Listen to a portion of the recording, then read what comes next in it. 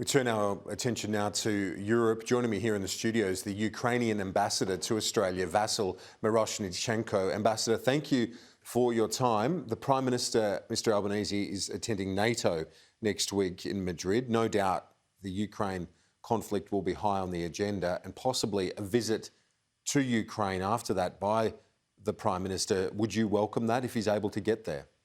Indeed, the NATO summit next week is a very important summit because this summit is not only hosting the NATO member states, but it's also hosting plus 10 allies of NATO.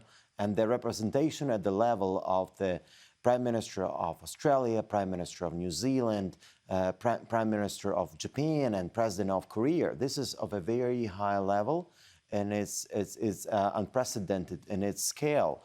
And of course, if Prime Minister Albanese can come to Ukraine, my President Zelensky, would really welcome it. He would be delighted to host him in Kiev, especially given all the support that Australian government has provided to Ukraine so far. Australia is apparently the largest non-NATO contributor and supporter of Ukraine.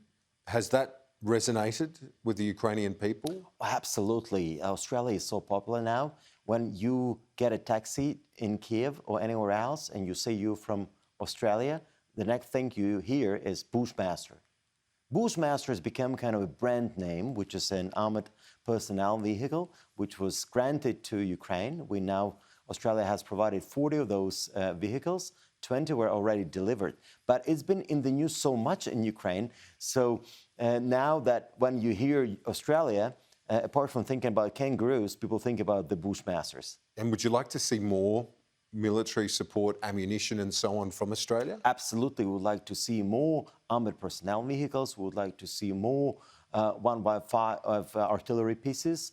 We would like to see more anti-tank missiles, and which could be provided to Ukraine, and would be very thankful for that little aid to continue coming, because this war is existential from Ukraine, and the weapons which Russians are using against us are extremely powerful. They're using supersonic bombs, they're using cluster bombs, they're using lots of actual weapons which are banned by international conventions. So these ballistic missiles which are being shot in Ukraine, and Russia has already shot over 3,000 of those ballistic missiles. We don't even have those in Ukraine, but to protect us, to liberate the Ukrainian people which are currently under the Russian occupation, we need a steady pipeline of weapons coming into the country to be able to defend ourselves and to be able to restore the sovereignty of Ukraine. What's the morale like among your people? Look, morale is still high, and especially now that we understand that that's an existential threat for us, because if Russia stops fighting, it's the end of the war. If Ukraine stops fighting, it's the end of Ukraine. So for us, it's an existential struggle, and we understand that we are in it for the end. We are there, but that's a fight of a David and a Goliath. And I'm really pleased that the free world and democratic countries are standing strong with Ukraine. And I think Australia has this tradition of resistant coercion. And by investing, making this vital investment into Ukraine, Australians are true to their tradition of giving it a fair go. And I think that's so important. And also, it's not only your moral support, but it's also the material support is out there. But look, Ukrainians are united as never before. The European Union is meeting to vote on whether to recognise Ukraine as a candidate for membership. It's not full membership, it's a candidacy. Is that a significant step if it is successful?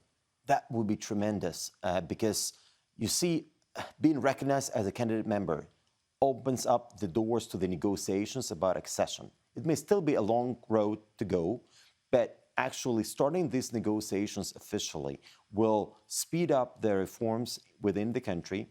It would unlock the funding which would come from the EU, at least at this initial stage. Of course, most of the funds will be accessible to Ukraine only after we join the EU, but that would send an extremely strong signal that Ukraine is part of the European family. Ukraine is welcomed by the European Union. I had to remind you, 9 years ago, when President Yanukovych refused to sign an EU-Ukraine association agreement in Vilnius in November 2013. That was only a trade agreement with the EU. We had the revolution of dignity in Ukraine. Millions of people stormed the streets. Over 120 got then executed and killed in a day broad light in the central square in Kiev. This is where actually my offices are, and just next door to the current embassy of Australia in Ukraine. And people were just shot dead in their heads. 120 people. Can you imagine that? And then Russians invaded. And Russians invaded us because they want us to be kept out of the EU.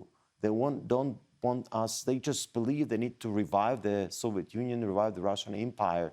And that was the main reason why Russians were so objecting to Ukraine's potential entry into the NATO, because if we become part of NATO, Russians can never invade us. And they always wanted to invade, and now they've done it.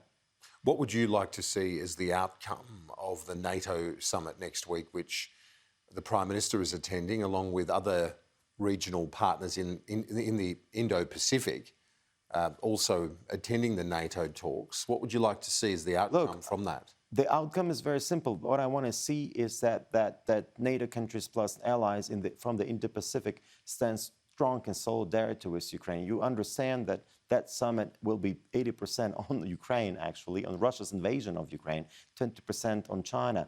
So that's so important for us. And the whole world understands how this war is impacting the life of common people, what impact it has on the cost of living. And that's already being undermined. Your prosperity is being undermined, and your lives are being undermined by Russian invasion of Ukraine.